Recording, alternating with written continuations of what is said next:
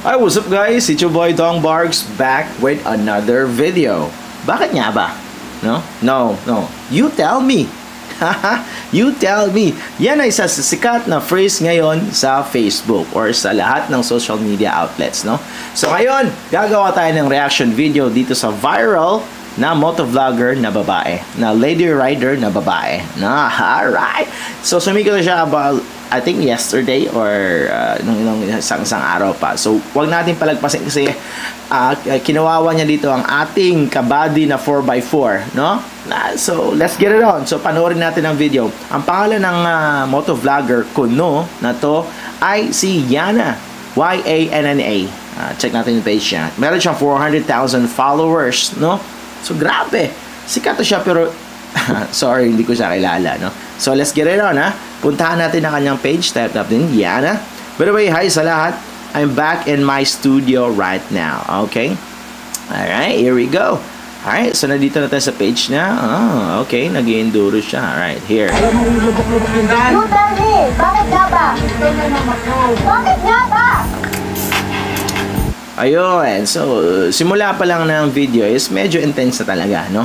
Medyo mataas na yung boses ng babae, no?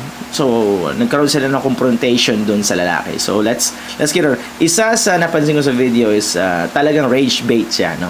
Nung first part pa lang ng video, pinakita niya na yung climax para ulitin sa simula at sundan natin. Yun ang nangyari sa video. So, let's get it on. Ayan po. May mga kasama siyang mga riders. Kaya pa lang. Kaya siguro matapang to. Ang dami nila, oh. Naka-pick up din sila. Ayan. Ayan. Sabi niya, the crew daw. Ito na.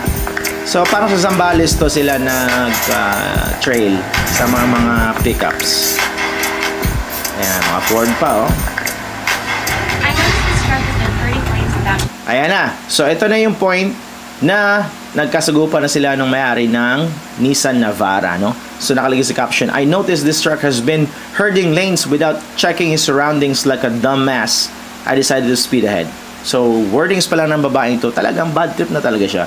So, wala pa rin tayong judgment to this part of the video. Panoorin pa rin natin. His surroundings like a dumbass. I decided to speed ahead. Notice how he doesn't use the freaking side mirror or signal lights. You're supposed to pay for it, like subscription.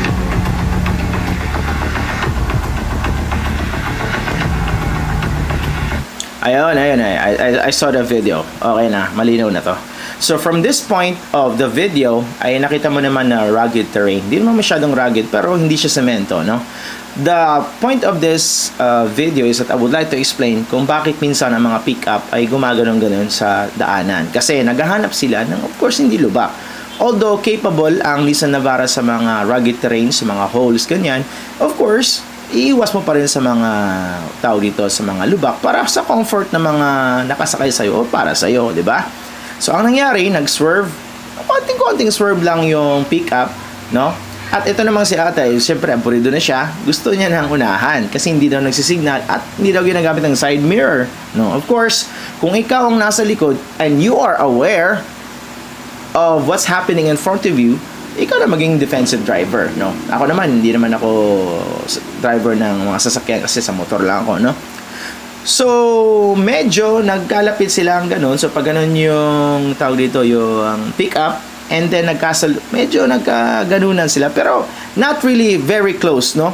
I believe she's using a 360 camera, no? Na pag ginana mo, masyadong malapit. Pero, I think, hindi naman siya tipo talagang makakapag-init ulo. Kasi ang lawak na daan, eh. Plus, yung babae, nag-overtake sa kanan, no? So, alam naman natin na pag mag-overtake ka, is kaliwa dapat. But never mind, the road is very wide. Nakikita nyo naman, no? She could have turned the other way or dito sa medyo kanan-kanan pa kung gusto niya kanan. But she flashed a dirty finger doon sa driver, no? So, panoorin natin ulit.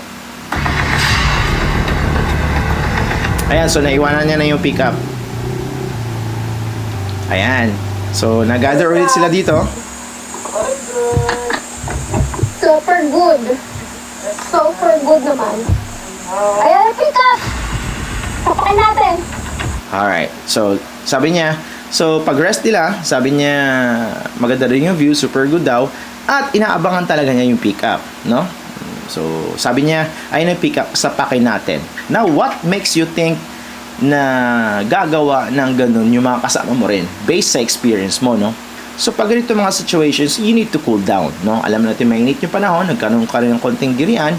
So, do not let your emotions go high, no? Sabi nga nila, when emotions go high, intelligence is low. Minsan, it applies, pero kadalasan talaga sa daan, yun ang nangyayari, no? So, call for violence, no? Sapakin natin. Although biro lang, so you are brave because may mga kasama ka, no? Well, sige, ulitin natin. Ayan na, approaching na yung may-ari ng Nissan Navara.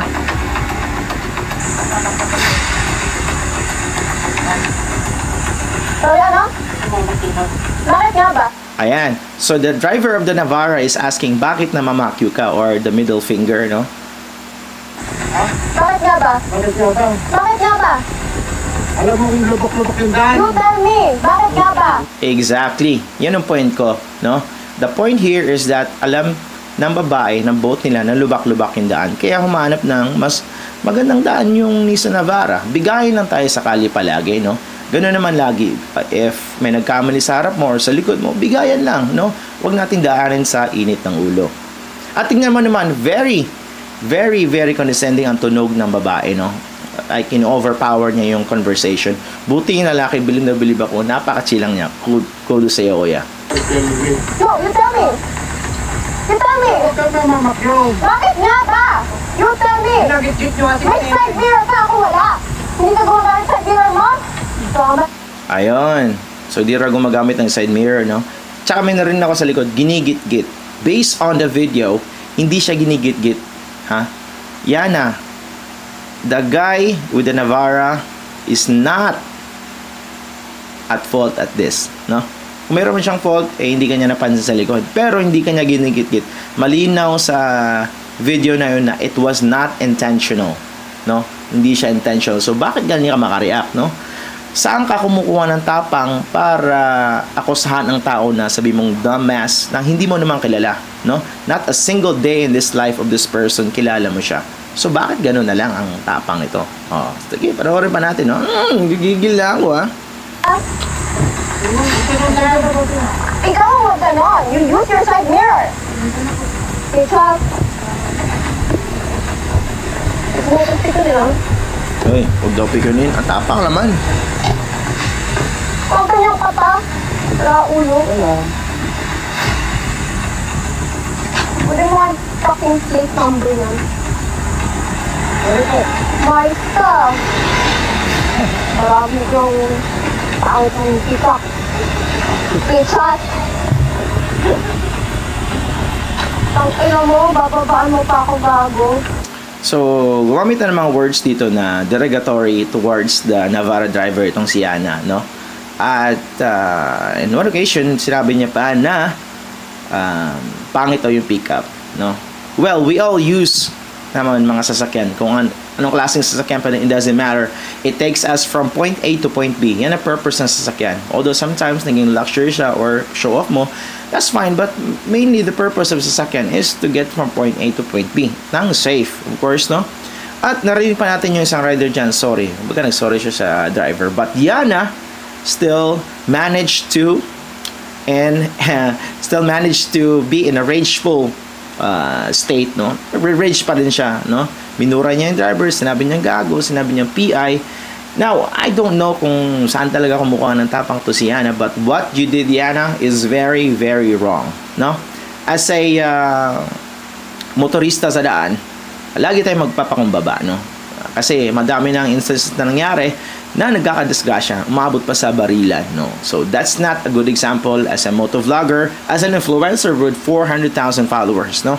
Dapat magpakumbaba ka. The more followers you have, the more humble you must be. Ganun lang naman kadali yun, no?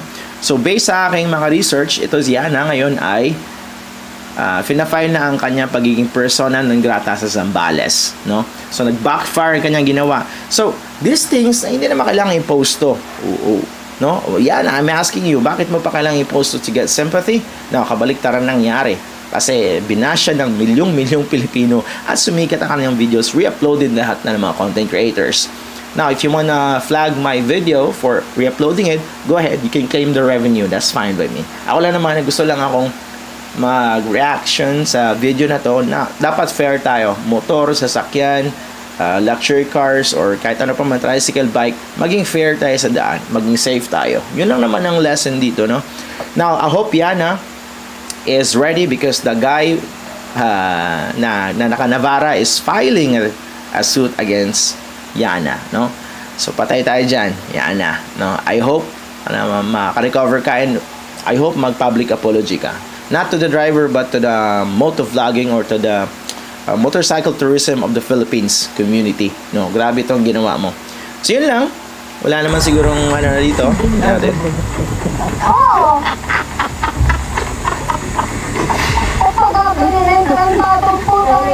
Oh, grabe talaga. Ginagatungan pa kasi ng ano eh. Oh. So that's it. Right? Nakita nyo naman. You be the judge. Diba? Kung maganda ba ang ginawa niya. For me, no. I'm sorry, Yana, but what you did is wrong. No matter what type of sasakyan ang dala ng tao, motor, tricycle, kotse, pick-up, 4x4, sports car, you do not treat other people like that na hindi mo naman kilala. You do not put them down. You don't call them derogatory words or you don't call them names. Huh? That's it. That's it for today. It's your boy Dong Barks out. Ginagigil mo ko, Yana.